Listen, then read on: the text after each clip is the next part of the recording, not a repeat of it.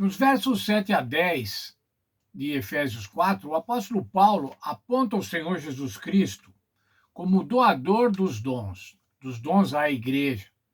Aponta o Senhor Jesus Cristo exaltado, isso é, aquele que foi ao céu e foi entronizado no trono, junto ao trono de Deus. A ascensão e a entronização do Senhor Jesus Cristo é quem concede, é quem possibilita a doação dos dons à igreja. Veja o texto de Paulo. Mas a graça foi dada a cada um de nós segundo a medida do dom de Cristo. Sabe, irmãos, quando a Bíblia fala a igreja, for dar dons à igreja e tudo mais, ela está falando de pessoas que compõem a igreja. Os dons são dados a pessoas individuais, e daí esse conjunto de pessoas que forma a igreja faz com que a igreja também seja beneficiada com esses dons. Por isso diz, subiu do alto, levou o cativo o cativeiro e deu dons aos homens. Quando o apóstolo Paulo usa essa frase, ele está se reportando ao Salmo 68, que mostra o Senhor Deus conquistando os seus inimigos. Continuando. Ora, isso, ele subiu, se é, senão que também antes desceu às partes mais baixas da terra. Aquele que desceu é o mesmo que subiu acima de todos os céus para cumprir todas as coisas. O que aconteceu com o Senhor Jesus após a sua ressurreição? Ele subiu ao céu. Ele subiu ao céu e foi entronizado. Foi entronizado no trono celestial. Após isso, ele enviou para a terra o Consolador, para consolar a igreja, para dar dons espirituais. Esse Consolador era o Espírito Santo. O Espírito Santo só viria para a igreja após o Senhor Jesus Cristo ser entronizado no céu, isso é, declarar no céu e ser reconhecido no céu como o sacrifício suficiente, necessário e suficiente para salvar a humanidade. Veja um texto da nossa lição. Se seguirmos a ordem do Salmo 68, verso 18, a subida, ou seja, a ascensão de Cristo ao céu, ocorre primeiro, seguida pela descida, em que o Jesus ressuscitado e exaltado concede dons e enche todas as coisas. Essa foi a maneira pela qual Paulo retratou o derramamento pentecostal do Espírito Santo, conforme está lá no livro de Atos, no capítulo 2. Leia lá depois como foi essa descida do Espírito Santo aos crentes que estavam reunidos, orando, aguardando, então, a dotação do Espírito Santo. Essa visão foi confirmada em Efésios 4, 11 e 12, que identifica os dons concedidos pelo Jesus exaltado como dons do Espírito Santo. Cristo subiu às alturas levando cativo o cativeiro e concedeu dons aos homens. Estou lendo o texto da senhora White, no livro Recebereis Poder. Após a ascensão de Cristo, quando o Espírito Santo desceu, segundo fora prometido, como um vento veemente e impetuoso, enchendo todo o aposento em que os discípulos estavam reunidos, qual foi o resultado?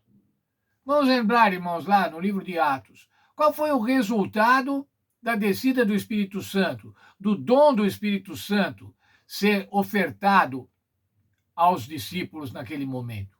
Milhares de pessoas se converteram somente num dia. O que era isso, irmãos? Era a atuação da igreja possuída do Espírito Santo, da igreja tendo os dons do Espírito. Veja o Salmo 68, verso 35. Ó Deus, tu és tremendo em teu santuário. O Deus de Israel dá força e poder ao seu povo. Bendito seja Deus. Quando é que o Senhor Jesus mandou o Consolador ou o Espírito Santo para assistir a igreja nascente? Quando? Após ele estar no santuário celestial. E o texto dos Salmos diz assim: tu és tremendo em teu santuário. E agora ele dá força e poder, isso é, ele dá dons espirituais para a igreja. Mas será, irmãos, que esse Espírito Santo, ou Espírito Santo, melhor dizendo, só naquele momento é que deu dons à igreja, somente naquele momento que a igreja e os crentes necessitavam de dons, necessitavam de poder do Espírito Santo, de força do Espírito Santo? Não, irmãos.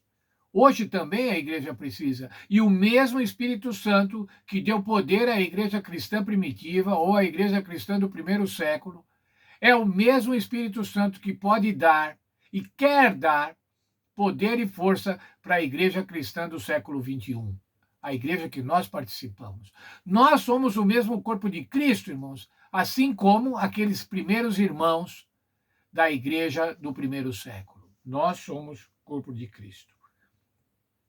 Mas o Espírito Santo, como eu já disse, dá dons para as pessoas.